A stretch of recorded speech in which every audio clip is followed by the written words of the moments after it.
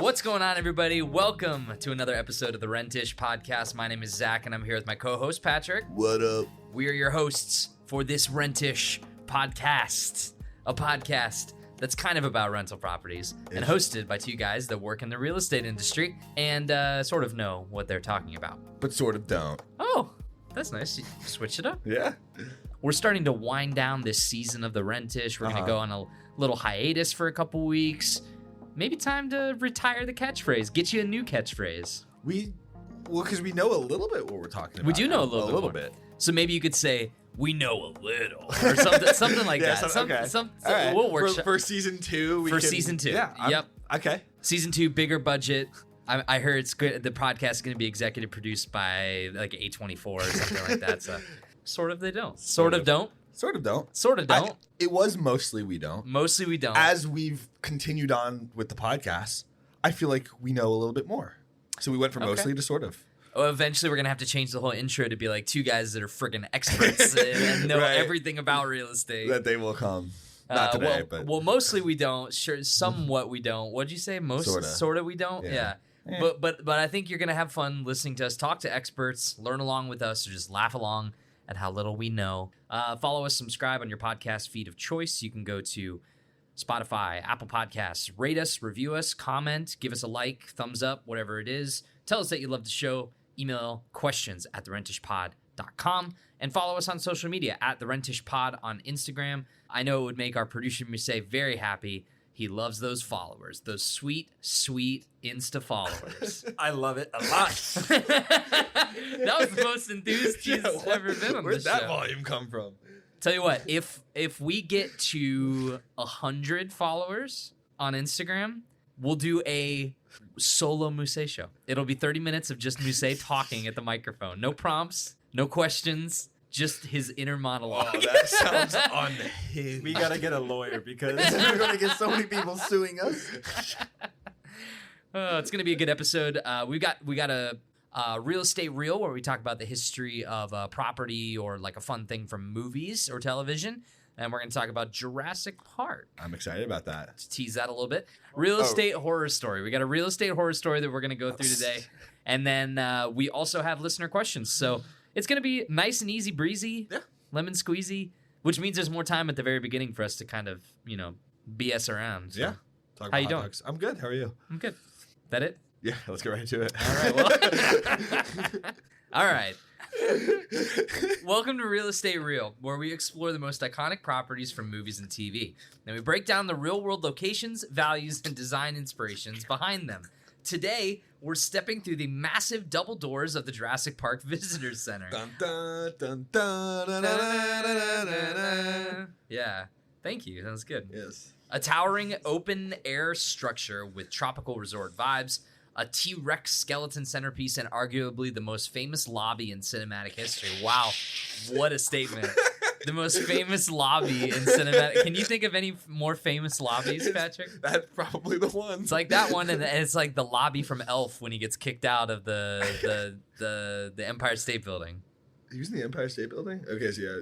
Was Buddy the Elf, Empire State Building. It's been so long since I've seen that movie. Yeah, he goes to see his dad in the Empire State Building. And he gets thrown out. With Peter Dinklage? Is it that scene? Well, it's one of those scenes. Okay. James Caan. Yeah, I remember he's in it. What, you not an elf guy? No. It's fine. All right. We want that on the record that Patrick said that It's fine. the beloved Christmas movie Elf is fine, apparently. It's fine. It's been a while since I've seen it. Maybe I should rewatch. Maybe we'll do an episode about it this Christmas. Around the holidays, we'll do the Empire State Building. The lobby. Empire State Building from Elf. Well, today we're talking about dinos, Dino DNA, and we're going to talk about Jurassic Park, the Jurassic Park Visitor Center. You got a picture pulled up there, Pat? No, was I supposed to? Yeah, I think so. I can get one. But it's got the big. I mean, let me do for my memory, okay? Yeah. Can you pull up the picture and I'm going to guess what it looked like? Okay, so there's like the T-Rex statue, and then there's like the banner that says. It's what says when dinosaurs ruled the earth or something along those lines. You nailed it. It's got some plants up front, and then it's got like this kind of like winding staircase. It's like kind of like a half circle going up from the bottom right to the top left. Wow. Yeah, that's pretty much all I remember. Yeah, I mean, it's kind of got that like rounded kind of ceiling. I mean, like this is probably this is like the shot of them like pulling up from the outside or whatever. Okay. But like when you get into the inside, this is the shot that everyone thinks of as like the main T-Rex bones in the middle of the visitor center. I kind of crushed that. Yeah, you did crush that. Well done. So Jurassic Park. Where does this land on the pantheon of movies for Patrick? For me, this is a top 3 Spielberg movie. I love Jurassic Park. I think it's amazing. I think the storytelling's great. I think the concept is great. I think for example, the T-Rex bridge scene is one of the most like intense scenes that I think that's out there. Yeah. And it's just kind of got that movie magic. Like that's on top of being super intense, it's also just like a dinosaur, and it looks like a real legitimate dinosaur. Yeah. I think it's a terrific movie. Yeah. And it's actually one of like 4 movies that my mom likes. Yeah. Okay. Yeah, that and the Pirates of the Caribbean trilogy. That's so random. Every time I show her a movie, she's like, I mean, it was okay, but it's no At World's End. Pirates of the Caribbean at World's End. You know me, I like Pirates of the Caribbean, I like Jurassic Park, and those are the only 2 movies she ever references. Jeez. Yeah. Tough critic. Yeah, right. Tough critic. What are your thoughts on Jurassic Park? It's a good movie. It's honestly, it's one of those where it's like, I understand. I really like the movie, and every few years I'll go back and revisit it. But it's like, I'm always I'm like, this is the movie that everyone loves. Oh wow! Okay. This is the movie. Like this is the movie that makes like the $1 billion in the box office, and everyone loves this franchise. I'm like, it's. Who good. said anything about franchise? Well, I'm just saying, like people love the Jurassic Park IP so much that they keep going to the theater seeing these movies. True. It's like. I think this movie is really fun, really entertaining. I love Goldblum. Love me some vintage, he's so good vintage Goldblum too. Yeah, Samuel L. Jackson's great in it too. Yep, Samuel L's great, and so is Wayne Knight. Wayne Knight's good. Yeah, friggin' Newman. There's so many good little bits of like comedy. Attenborough? Spared no expense. He's like the old dude. Oh yeah, yeah. I mean, like I think that one of the best strengths of the movie is the set design and production design of like the island. So and the lobby. So like to tie it back, the movie is set in the fictional Isla Nublar, which is near Costa Rica. The Visitor Center was the island. grand. The island is fictional. Costa Rica is a real place. Did you know that? I thought it was created for Jurassic Park this whole time. The Visitor Center was the grand entrance to the dinosaur theme park, a high-tech welcome center for VIPs and tourists. So, was this an actual building or just a set? Where was it filmed? Can you still visit it? All of these questions and more will be answered right now. In real life, the exterior was filmed at the Valley House Plantation Estate in Kauai, Hawaii, which is a lush, privately owned estate that provided the perfect, untouched jungle backdrop. Patrick. Yeah. I've been there. Really? Yeah. Oh. Yeah, when I was in high school, a buddy of mine got accepted to University of Hawaii to go study IT. Oh, that's cool. And he wanted to. He wasn't super serious about actually going to the University of Hawaii, but he was like, "We should go visit the college so that we can take off school and claim that it was a college campus visit." Oh. So that was how we got out of a week of school and went on a trip to Hawaii. That's sweet. Me and a couple friends went to Oahu and we got to tour the campus of the University of Hawaii, but we also just got to go do a bunch of fun touristy stuff in Hawaii. Yeah. One of the things that you can do on Oahu is the tour of that movie set. Mm-hmm.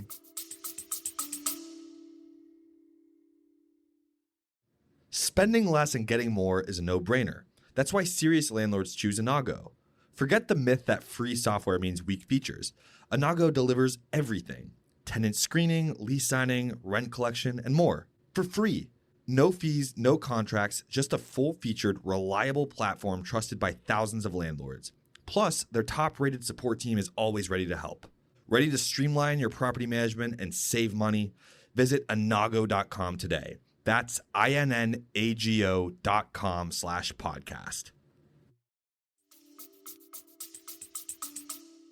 And it's like, I use the term set loosely. It's literally just the mountains. So it's like the beautiful mountains of Oahu and Hawaii. It's like right in the center of the island. You can just go and they have like van tours that you can run around. It looks exactly like the scenery shots of the movie in Jurassic Park. It's also the same place where they filmed a lot of Lost. So it's like the island of Lost in the TV show looks a lot like Hawaii and like specifically the heavy tree and forest areas of the middle of the big island.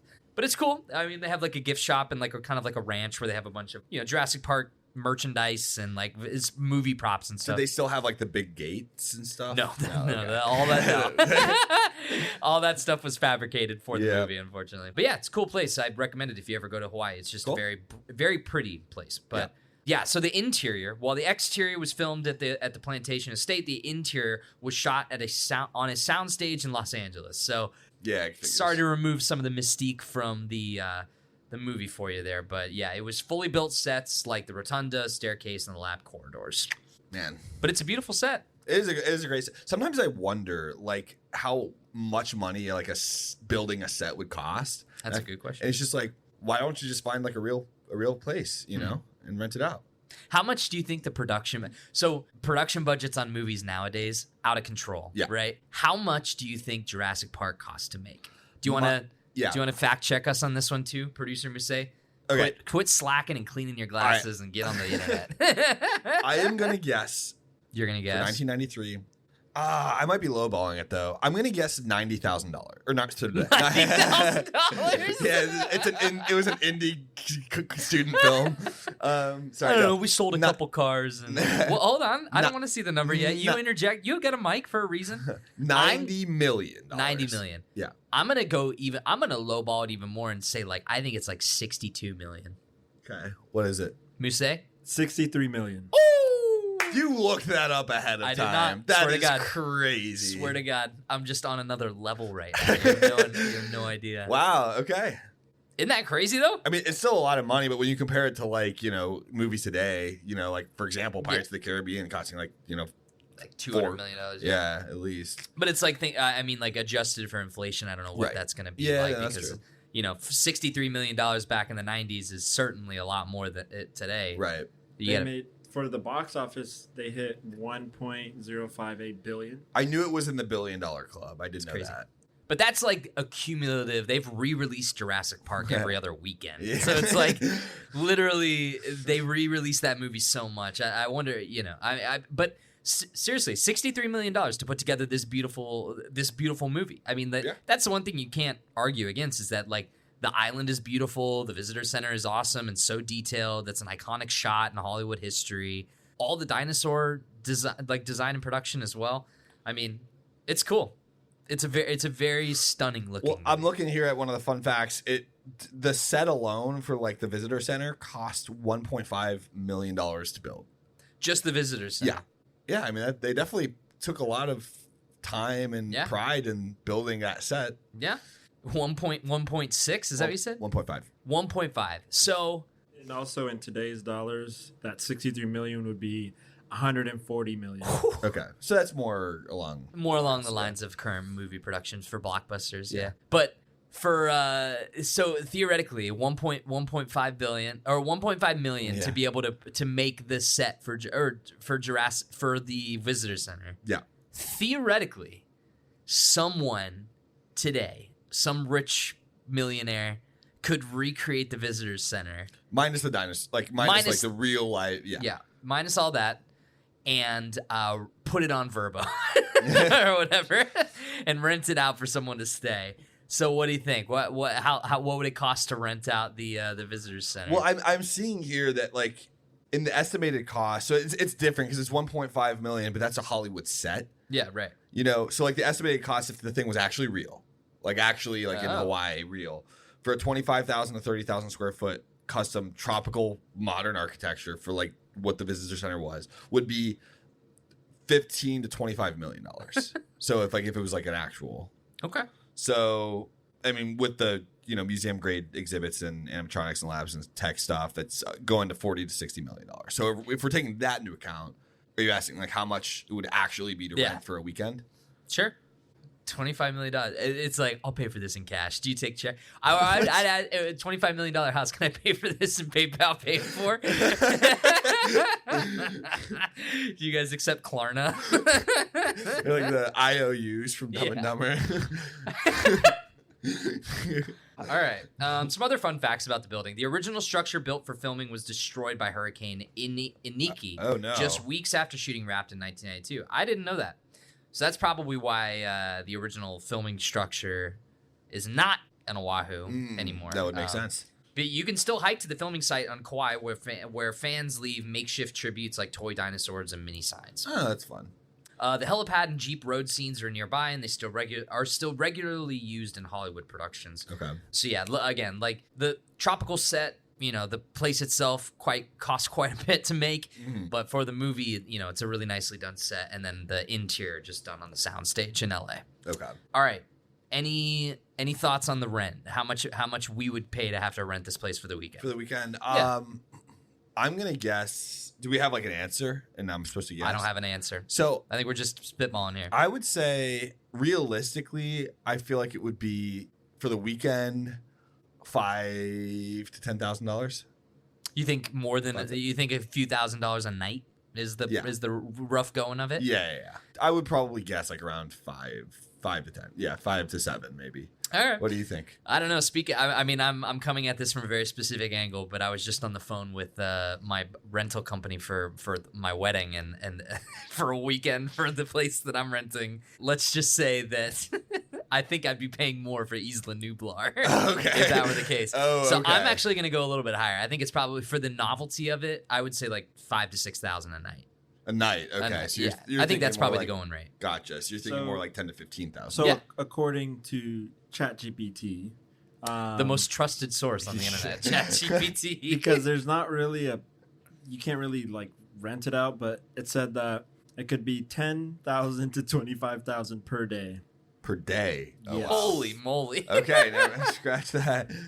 We were just trying to. We were looking at that very optimistically. Yeah, right. All right, so the visitor center is imagined as a sprawling 2-story structure with central rotunda, symmetrical staircases, and a high thatch-style dome ceiling supported by massive pillars. This is this is just a sentence summarized way of your beautiful description from earlier, Patrick. Some of the imagined features include the central atrium with fossil displays, educational theater, #DinoDNA, which we got right there, the restaurant, gift shop, viewing labs, and security control rooms, and the back-of-house research and medical areas. Want to give a special shout-out to Universal Studios Orlando because you can go on the Jurassic Park roller coaster there, the Raptor roller coaster. I think it's... well, there's a couple. Well, there's the water ride with the animatronics. The roller coaster one is the one that I recently went on when I went there. And when you exit, you know how you exit through the gift shop and a lot of those kind of places? The exit you go through is like this giant like food court, but it's like a circular building and it's themed after Jurassic Park. So all the tables have like the whole building place kind of looks like you're in the Jurassic Park like visitor center and area, where it's got like there's like labs, windows that look into fake labs and like gift shops and stuff like that. So pretty cool. But yeah, the fossil displays including the T-Rex and Alamosaurus. I looked that up. That's the long neck. Oh, really? Which I've heard it as a Brachiosaurus or Brontosaurus, but that's like the same thing, basically. Okay. I don't know. Well, all the fossil displays were built from fiberglass and foam, so just some intense set decoration right there. I mean, like the attention to detail to sculpt that stuff out of fiberglass. Pretty nuts. And the rotunda design was loosely inspired by the Natural History Museum and resort lobbies, especially those in tropical climates. Spielberg wanted the architecture to feel both awe-inspiring and ominous, which is a symbol of the man's hubris.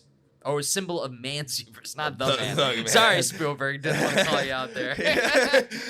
All right. So cost to build, we've got here on the document, look at this, 25,000 to 30,000 square foot of custom tropical modern architecture, roughly 15 million to 25 million.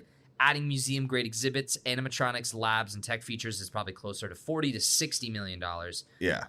And then we got budget and stuff like there. So I covered that. Here's the last question I want to end on. Would you visit Jurassic Park if it were real? That is a great question. That is an amazing question. Oh, man. Because like from every single Jurassic Park movie that exists, they're wanting me to say no. You're going to have a bad time. They're wanting me to say I'm going to get eaten.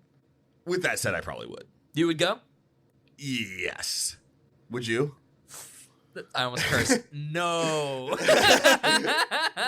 Absolutely not. No, dinosaurs are sharks with legs, and sharks are terrifying. And it's like I don't want to be in open air and have the fear that a pterodactyl is going to come down and just like pick me up and eat me or drop me on something. They should just do the nice dinosaurs, like the veggie eaters. Are the long necks or veggies? Yeah, the Triceratops. I think maybe even Stegosaurus. You know, but imagine it's like one wrong rock, homeboy trips, kersplat, and then it's like he just flattened an entire tourist group into pancakes. Yeah, they're in cages.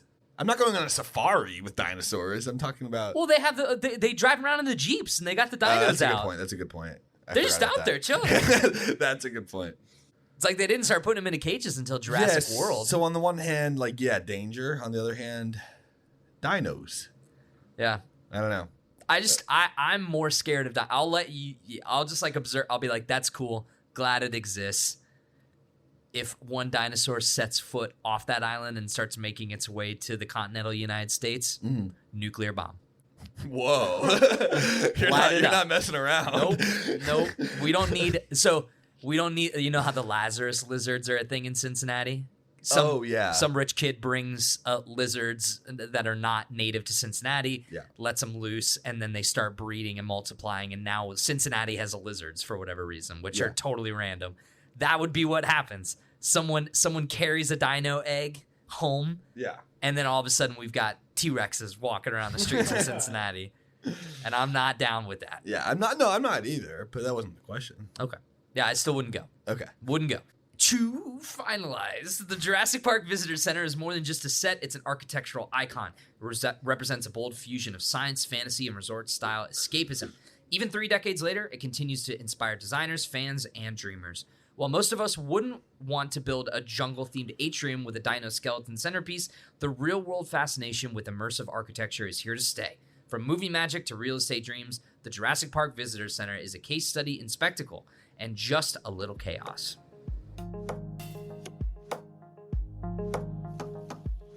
So let's get into the real estate horror story. Patrick, I think it's your turn. Okay. Story from Reddit. Username is billionaire status 17. I'm reading the story now. You read the story. This is the story. Give us some enthusiasm too. Give me animated Patrick. I'm driving my investor clients to show a rough. Why do they spell rough like that? RUFF. He couldn't even read a full sentence. That just made me mad. No, that's like, tough. That's like rough Scooby. It is, yeah. They spelled it like a dog and not rough. I'm going to ignore that. Yeah. I'm driving my investor clients to show a rough property in your typical rough area. We were down the street from a property and pulled up to a hit and run. Seemed like the car was also stolen. An officer was running down the street with a gun in his hand, trying to find the guy, but we couldn't see anyone in sight. We cautiously drove past the officer and continued down the road to show the property.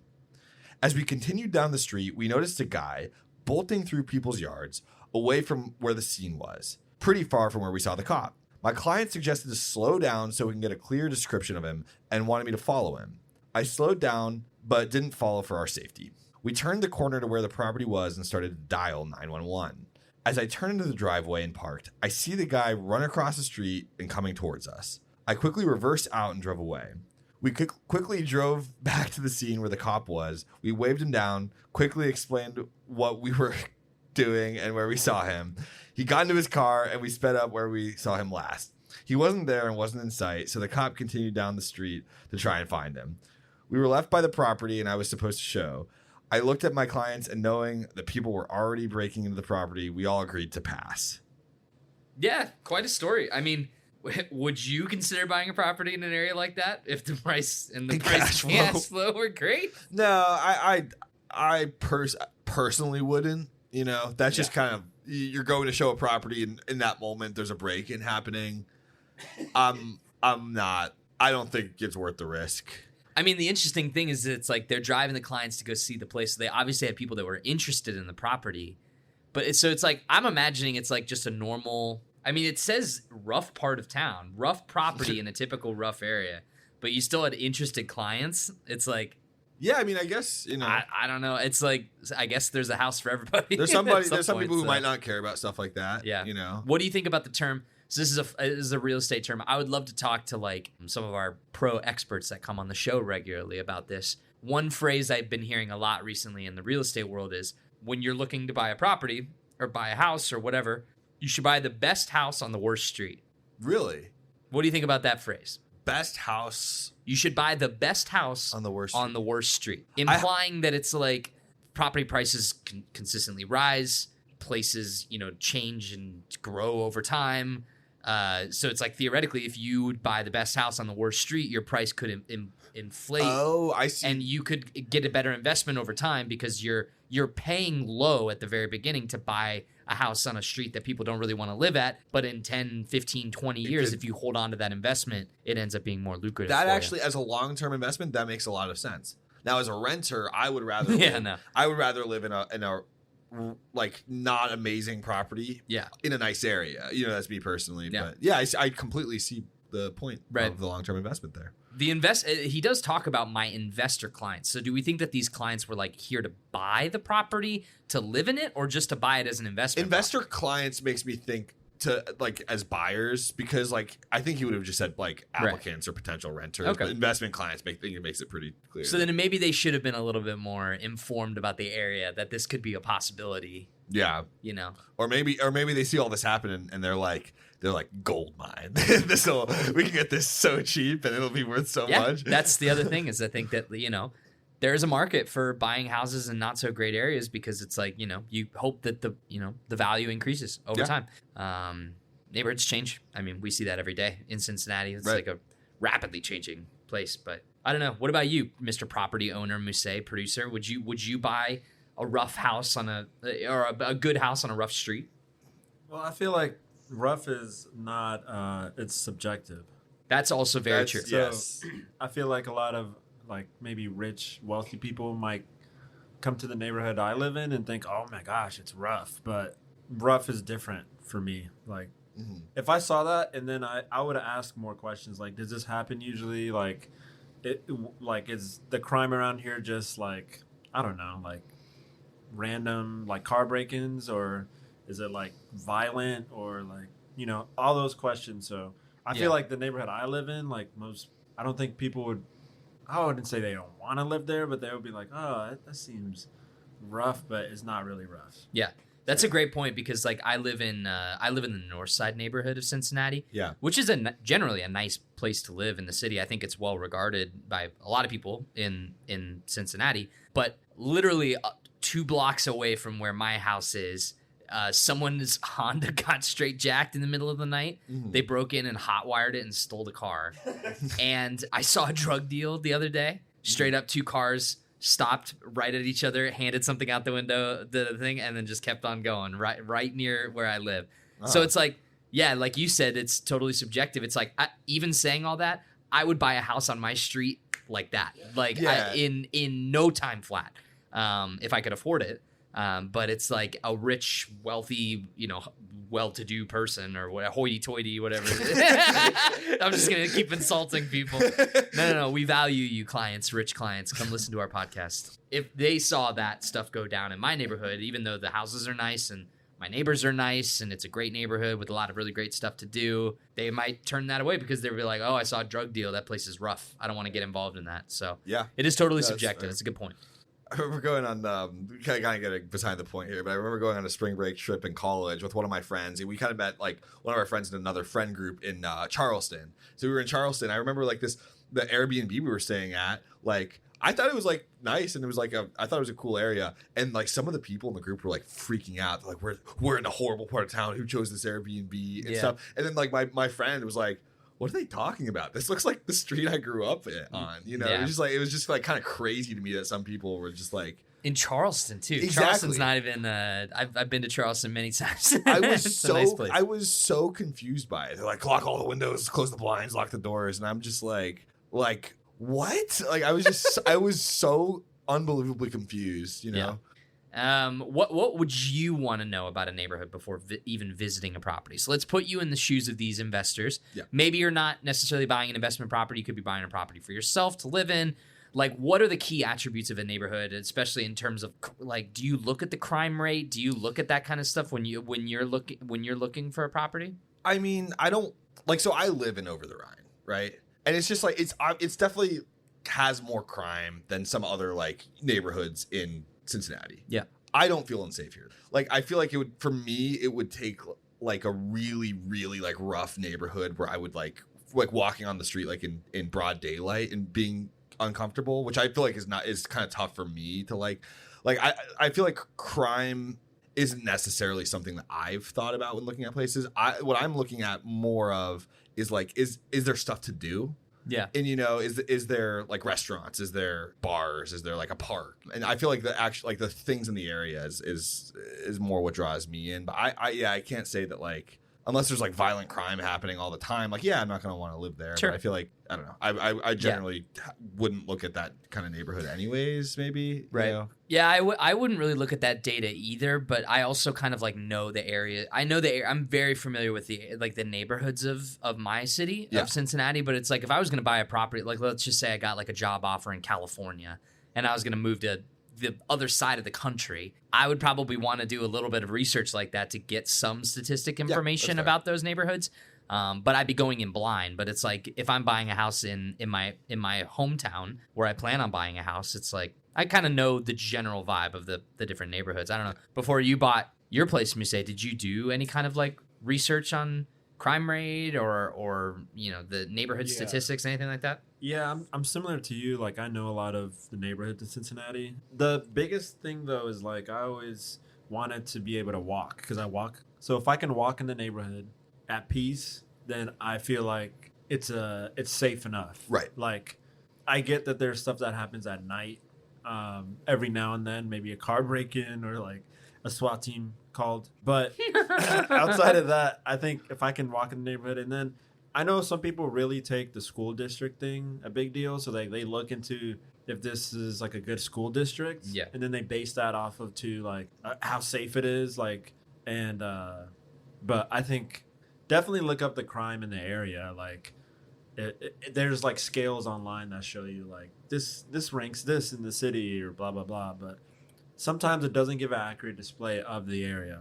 Right. So it's kind of like both like, you got to test it out. I always like walk around in the neighborhood. I feel like a vibe check, honestly, is one of the best, rather than looking at online data. Just go into the neighborhood, walking around. Are you comfortable? That's a very official real estate term. A vibe check. Vibe check.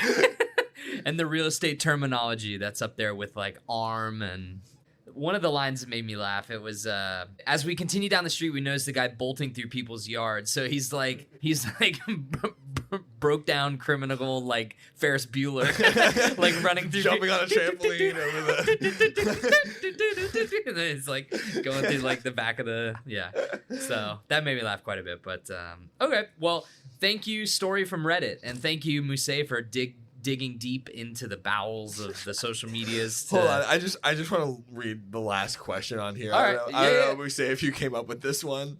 Should real estate agents or investors carry some kind of protection?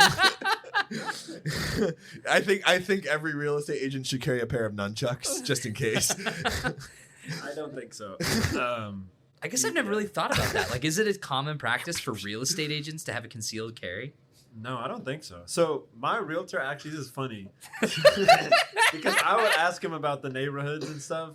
There was like times we would knock on doors and I hear a dog, right? And it's like raging. The dog is raging. And I'm thinking, oh, like, the person in the home will take the dog out if they're showing us the property. Half the time they didn't. And so one time he opened the door and I was like, you sure? It sounds like the dog is like right there. And he was like, no, it's fine. He opened the door and the dog came at him and he closed the door so fast.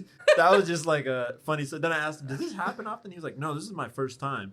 And then the next 3 homes we saw, dogs. First time, sure. So then maybe not a concealed carry, but maybe some treats. Like a milk bone or something like that in your pocket. So, dog toy. Come on, hey, buddy, come on. Stay. It's got me saved by the leg. Just dragging him around. All right. For this segment, we only have one listener question in. Wait. That's it? Yeah. You just transitioned us right away. Yeah. Send more questions. So email questions at therentishpod.com. Listener questions, mailbag. All right, Muse's leading the topic now. So. Hey, yeah. Brandon from Pittsburgh. When is it actually worth hiring a property manager? I've been managing on my own, but I'm starting to burn out. So when is the right time? When is the right time, or what? When is the right time? to hire? When is it actually worth hiring a property manager? Worth hiring. I mean, I feel like it's gonna be a different answer for everybody. Like yeah. If you can manage yourself, I mean, that's a huge. You'll save a lot of money, right? And you can do that on the software, like Anago, for example. Yes. For example. Make things easier for you, but yeah, it is gonna differ based on the person. I would say know your limits. I mean, just like it is with anything else, like when you need to reach out for help, whether it's like with work or with personal tasks or home repairs or work-life stuff, anything. Like if you get to a point where it's like becoming overwhelming or a burden, like at some point you need to reach out for help. And in the real estate world, reaching out for help can be hiring a property manager. And I think that another big thing is like you have to look at the financial ramifications of that as well. Like you shouldn't hire a property manager if you have one unit. Right? Because it's like, even if you're too busy to deal with that, the money that you're about to lose for paying that property manager for that single unit is probably not worth the dollar. Like you've got to actually make sure that your money is going to a good place and is like not just being thrown at someone to help fix your problem for you. Like if you can handle it yourself or reach out to other people for help. Like, so I don't know. That would be my answer. I mean, I keep asking the actual property owner in the room, but it's like, have there been moments where you're like, I wish I had a property manager right now? When the unit is vacant, yes. Like I'm like, oh man, I wish somebody could just find these people. But if you're doing if you have a 9 to 5 and then you have, maybe 10, 15 units, I feel like a property manager would be good because they could be on it. I'll find you tenants. For a fee. For a nominal fee. I'll help you out. We're going to do this together. I'm going to get you some tenants. Okay. Yeah. I'll give you $10. $10 a tenant? I'm kidding. $10 a tenant. Do I do that? Yeah. No, that's really low. Yeah, but I'm scamming you, man, at that point. He wants to help out a friend. That's a movie ticket. I could see Superman more.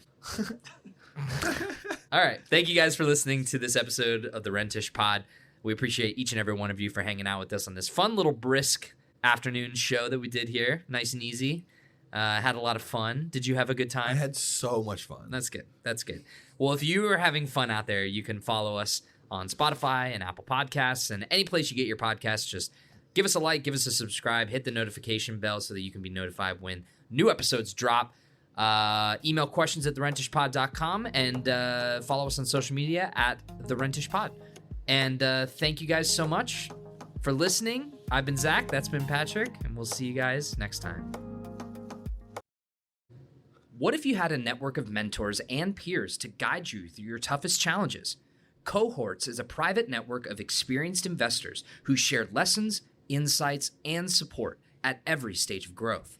Whether you're managing 10 million or 1 billion in assets, Cohorts helps you build smarter and avoid costly mistakes. Learn more and join the community at joincohorts.com/podcast.